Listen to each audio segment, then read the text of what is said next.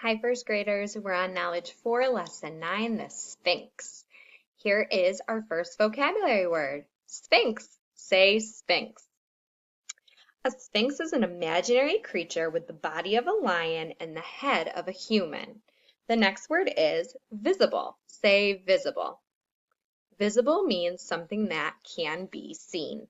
So our story today is going to continue with the characters from yesterday, Setna and Owaro. The next morning, as their boat sailed closer and closer, Owaro kept thinking, surely this must be all of it. There cannot be any more.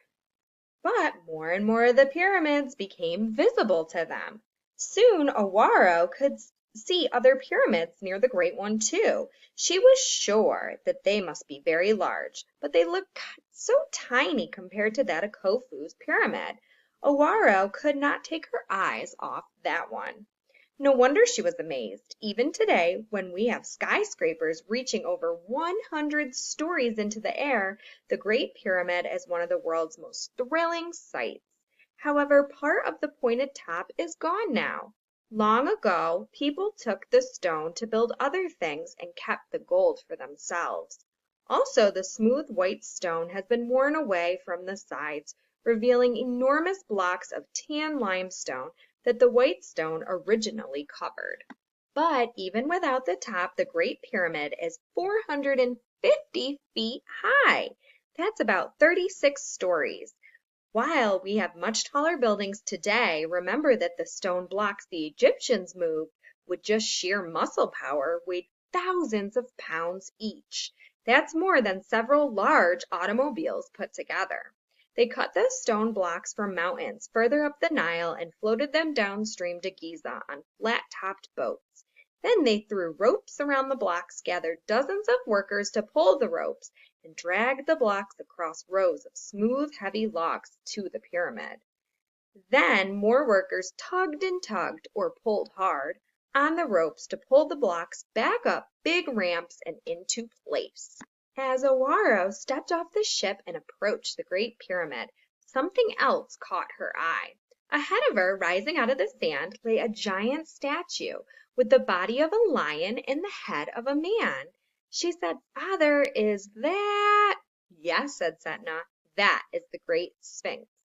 It is nearly as famous as the pyramid of Pharaoh Khufu, though nowhere near as big. Did Pharaoh Khufu build the Sphinx too? Or did one of the gods do that?" "It was a pharaoh—" Owaro interrupted. "Then I was right. It was Khufu. Actually, it was his son, the pharaoh Khafre.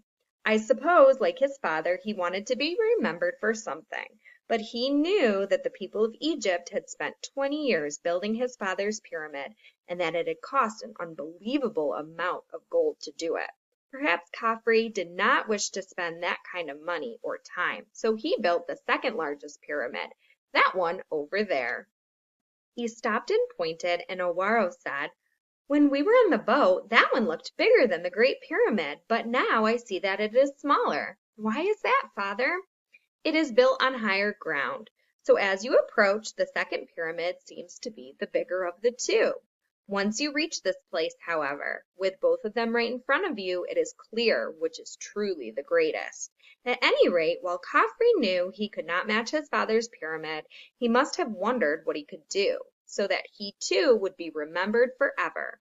I suppose that was one of the reasons for building the Great Sphinx. Look at the face, my daughter.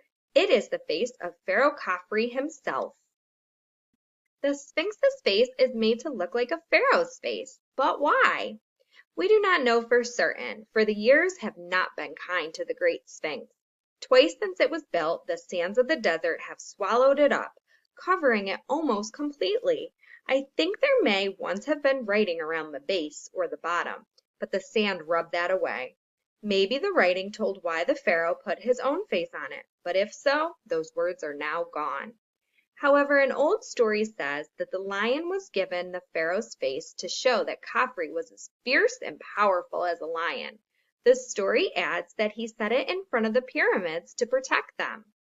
That makes sense to me. After all, there are smaller sphinxes up near the temple at Karnak to help guard it magically.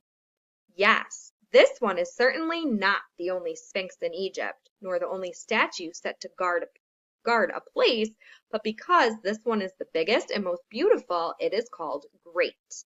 And today we Egyptians say that the Great Sphinx is a form of the sun god. And now, my daughter, it is time to begin our long journey home. Owaro stood and looked at the huge statue for a moment. Then she said, I am glad that I was able to see the Great Pyramid and the Sphinx. Thank you for bringing me, Father. You are welcome, Setna replied.